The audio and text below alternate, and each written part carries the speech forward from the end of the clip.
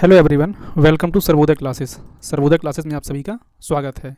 अब तक आप सभी लोगों को मालूम चल चुका होगा कि यूएस ने 25 मिलियन का यहाँ पर अनाउंस किया है रिवार्ड। किसके लिए?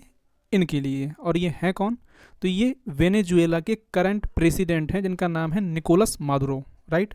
इनके ऊपर $25 मिलियन का क्या है यहाँ पर रिवार्ड रखा गया है कि जो व्यक्ति भी क्या करेगा, इनको गिरफ्तार करने में मदद करेगा या इनको गिरफ्तार करके यूएस को डिपोर्ट कर देगा, उसको $25 मिलियन क्या है यहाँ पर दिए जाएंगे, राइट। इसको यहाँ पर आप देख भी सकते हैं कि $2.5 करोड़ की यहाँ पर क्या है इनाम की घोषणा की गई है, राइट। अब आगे यहाँ पर देखें तो बात यहाँ पर की है, और यहाँ पर ये जो व्यक्ति देखने को मिल रहा है ये कौन है, पूरी यहाँ पर क्या न्यूज़ है, इस चीज़ को हम लोग समझने का प्रयास इस वीडियो के माध्यम से करेंगे। आइए एक एक करके हम लोग यहाँ पर चीज़ों को समझने का प्रयास करते हैं। तो देखिए, हाल ही में हुआ क्या है कि निकोलस मादुरो ने तीसरी बार वेनेजुएला के राष्ट्रपति के रूप में क्या है शपथ ग्रहण की है, राइट। यहाँ पर सबसे पहले ये जानना भी ज़रूरी हो जाता है कि वेनेजुएला आखिर है कहाँ पर। तो आइए मैं आपको ज़रा यहाँ पर दिखा देता हूँ कि वेनेजुएला कहाँ पड़ता है, और उसके बाद जो है हम यहाँ पर आगे चीज़ों को समझने का प्रयास करेंगे। तो देखिए, जैसे ही यहाँ पर आप ये देख सकते हैं, ये है हमारा प्यारा भारत, और जैसे ही यहाँ पर आप वेस्ट साइड मूव करेंगे, अब ऑब्वियस सी बात है मैं अगर वेस्ट स्क्रॉल कर रहा हूँ तो मैं इसको वेस्ट साइड ही बोलूँगा, राइट। अगर आप किसी और तरफ से इसको स्क्रॉल करते हैं तो वो आपके लिए अलग होगा। यहाँ पर आप देख सकते हैं, ये देखने को मिलेगा आपको वेनेजुएला, राइट।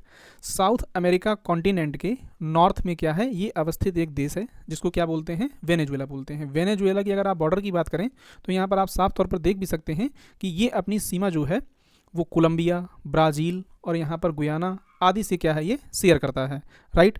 और अगर हम लोग इसकी थोड़ा सा हिस्ट्री को जानने का प्रयास करें तो यहाँ पर आप देख सकते हैं कि ये क्या है साउथ अमेरिका कॉन्टिनेंट में अवस्थित है, और इस देश की हम लोग क्या है यहाँ पर बात कर रहे हैं, राइट। और अगर हम लोग इसके जो पॉलिटिकल टर्मोइल है और जो सारी चीज़ें हैं उनको यहाँ पर समझने का प्रयास करें तो देखिए, यहाँ की अगर लोकेशन देख लिया आपने। अब वेनेजुएला की बात करें तो वेनेजुएला को यहाँ पर देख सकते हैं कि ये अवस्थिति है। इसके अलावा इसकी कैपिटल जो है वो कराकस देखने को मिल जाएगी, और यह देश जो है वो स्पेन से आज़ाद हुआ था, राइट। यानी 1810 में 1810 में क्या होता है कि वेनेजुएला एक रिवॉल्यूशन लाता है, और उसके बाद जो है यहाँ पर जो स्पेन की कॉलोनी था उस टाइम पीरियड पर, उसके बाद यहाँ पर रिवॉल्यूशन होता है, और धीरे धीरे करके इस क्रम में जो है 1830 में क्या है ये पूरी तरीके से एक सॉवरेन स्टेट यहाँ पर बन जाता है। यहाँ पर देख सकते हैं कि 13 जनवरी 1830 को क्या है ये पूरी तरीके से एक सॉवरेन स्टेट बन जाता है, राइट। अब यहाँ पर आइए हम लोग चलते हैं अपने टॉपिक पर वापस, और आगे देखते हैं कि यहाँ पर जो तनाव देखने को मिल रहा है उसके पीछे कारण क्या है, राइट। तो देखिए, ये चीज़ मैंने आपको बताई कि निकोलस मादुरो ने जो क्या है हाल ही में शपथ ली है, और शपथ लेने के दौरान ही इसके बाद यहाँ पर एक न्यूज़ देखने को मिलती है कि US offer 25 million reward for info leading to Maduro's arrest as third term begin. यानी तीसरे कार्यकाल के लिए 2013 से क्या है यहाँ पर गवर्नमेंट में है, और तीसरे कार्यकाल के लिए इन्होंने क्या है यहाँ पर शपथ ग्रहण की है, राइट। और उसके बाद यूएस ने क्या है इन पर 25 मिलियन का रिवार्ड रख दिया है। अब आइए जानते हैं कि ये रिवार्ड क्यों रखा गया है, जो पूरा पॉलिटिकल टर्मोइल है यहाँ का वो क्यों देखने को मिल रहा है। तो देखिए, जब इन्होंने शपथ ग्रहण किया तो वहाँ पर जो आसपास की कंट्री हैं, क्यूबा है, निकारागुआ है, उनके राष्ट्रपति को भी इन्होंने इनवाइट किया, और यहाँ पर ये देखने को भी मिले। जैसा कि मैंने आपको बताया कि ये जो धनराशि है $2.5 करोड़ की, ये पहले कितनी थी, $1.5 करोड़ थी, लेकिन अब उसको बढ़ा करके $2.5 करोड़ कर दिया गया है। और यूएस के द्वारा केवल इतना ही नहीं किया गया बल्कि इनके ऊपर सैंक्शन भी लगाए गए हैं, राइट। सैंक्शन में देखा गया है कि जो इनकी एक सरकारी तेल की कंपनी है PDVSA, इसके प्रमुख हैं हेक्टर ओब्रेगन, इन पर भी क्या है यहाँ पर बैन लगाया गया है, राइट, और सैंक्शन लगाए गए हैं, राइट।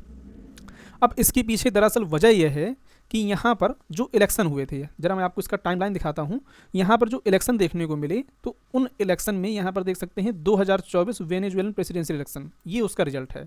यानी कि 28 जुलाई 2024 को वेनेजुएला में इलेक्शन होता है, और इलेक्शन में यहाँ पर ये देख सकते हैं ये हैं निकोलस मादुरो जो करंट प्रेसिडेंट बने हैं, और ये हैं एडमेंडो गोंजालेस जो क्या हैं अपोजिशन में हैं, राइट।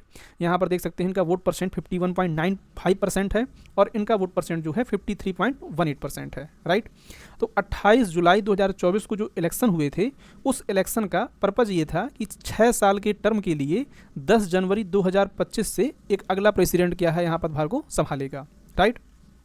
लेकिन यहाँ पर जो स्थिति बन गई है उसके पीछे कारण यह है कि जो एडमेंडो गोंजालेस हैं, जिनको यहाँ पर आप देख पा रहे हैं अपनी स्क्रीन पर, इनका कहना ये था कि जो वोट परसेंटेज है वो क्या है, इनको ज़्यादा मिलने वाला है, यानी कि जो अपोजिशन लीडर हैं।